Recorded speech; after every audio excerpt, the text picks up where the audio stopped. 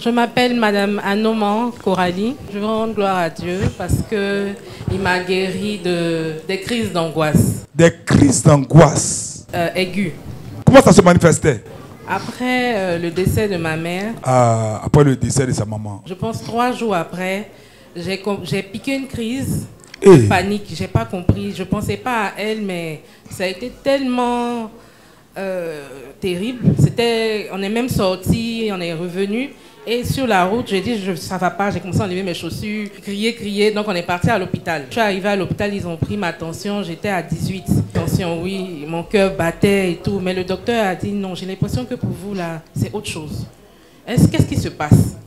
Et j'ai dit, je sais pas, mais docteur, je suis malade. Il dit, non, vous n'êtes pas malade. Non, mon second sens me dit que, non. Qu'est-ce qui se passe? Je dis, je sais pas. Il dit, j'ai l'impression que vous faites une crise d'angoisse. Et ça fait monter tension jusqu'à 18.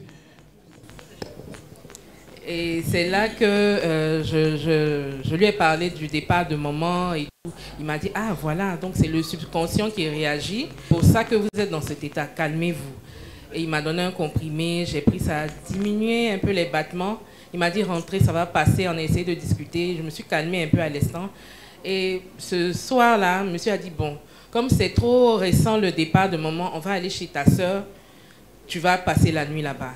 Mais la nuit, j'ai pas pu dormir. Ça a recommencé de plus belle. C'était encore plus violent. Je lui ai dit, bon, là, on va encore à l'hôpital à 4h30. On est parti à l'hôpital dans une autre clinique. Et là, le docteur m'a dit la même chose. Il dit, non, ça, c'est une crise d'angoisse.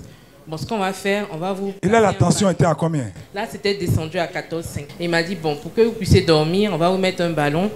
Et puis, vous allez dormir. Donc, il a mis le ballon, j'ai dormi. Mais le lendemain...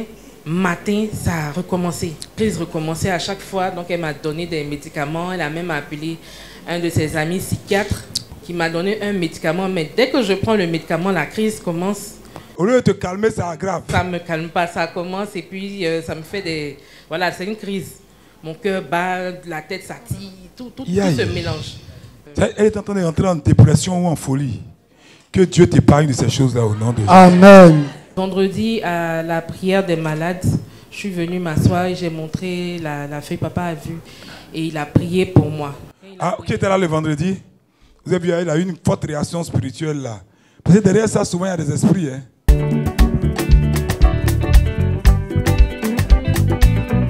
Lève-toi. Nom de Jésus-Christ de Nazareth. Que cette angoisse parte. Quelqu'un à l'huile? Dureras toujours sa fidélité.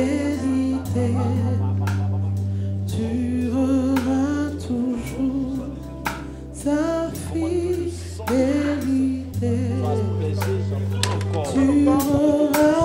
Depuis un certain temps, ses nuits sont agitées. Elle a peur dans son sommeil la nuit. Mais Dieu lui donne la paix. À partir de ce soir, elle va bien dormir. Elle est guérie. Et quand papa a prié pour moi, quand je suis rentrée, je n'ai pas pris de médicaments. Tu n'as pas pris de médicaments? Je n'ai pas pris de médicaments. Et j'ai dormi. Alléluia. J'ai dormi, mais j'ai dû me réveiller plus tôt parce que le lendemain, on devait voyager.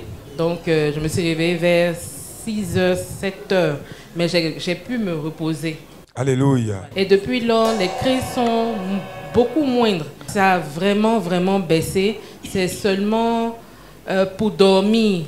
Ça prend plus de temps, mais j'ai plus les crises de panique et autres. Et je dors sans médicaments. On peut célébrer Jésus-Christ de Nazareth. Merci Jésus. Que Dieu te restaure dans tous les compartiments de ton âme, Amen. De ton corps, Amen. De ton esprit. Amen. Celui qui dit Amen 3 fois, Dieu le... Amen, Amen, Amen.